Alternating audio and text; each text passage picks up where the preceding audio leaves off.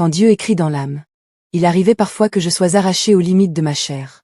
Comme porté par une force douce mais irrésistible, je sentais mon esprit se détacher, quitter les pesanteurs de la terre, et s'élever vers des hauteurs que mes sens humains ne pouvaient contenir.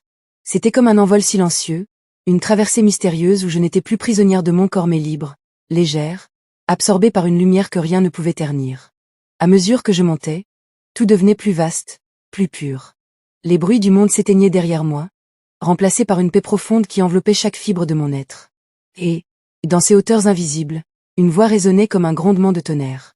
Elle parlait une langue étrangère, une langue que mes oreilles terrestres ne comprenaient pas. Pourtant, au plus profond de mon âme, tout devenait clair, limpide, comme si chaque mot s'inscrivait directement dans mon esprit. C'était l'Esprit de Dieu qui m'enseignait dans un langage céleste, un langage que seul le cœur pouvait comprendre. Mon esprit se laissait pénétrer de cette sagesse, et je sentais que des vérités éternelles se gravaient en moi, sans que je puisse les traduire par des mots humains. Chaque voyage était une révélation silencieuse. C'était comme si Dieu me faisait goûter à un monde qui n'a pas de frontières, un monde où les âmes communiquent directement avec leur Créateur, sans barrière, sans intermédiaire, dans une clarté parfaite. Chaque fois que je revenais à moi, je sentais que quelque chose avait changé. Mon regard sur la vie n'était plus le même. Même si je ne pouvais pas raconter ce que j'avais entendu, je savais que mon âme, elle, avait tout reçu et tout retenu. Ces voyages étaient pour moi une école invisible, une préparation que rien sur terre n'aurait pu me donner. Ils étaient la preuve que Dieu avait pris ma vie en main et qu'il la conduisait, étape après étape, vers une destinée spirituelle que je ne puis imaginer. Chaque retour de ces voyages célestes me laissait marqué d'une force intérieure que je ne pouvais expliquer. Comme si, en quittant mon corps pour entrer dans les lieux célestes, mon âme se rechargeait directement à la source divine. Je comprenais alors que ces expériences n'étaient pas de simples extases spirituelles.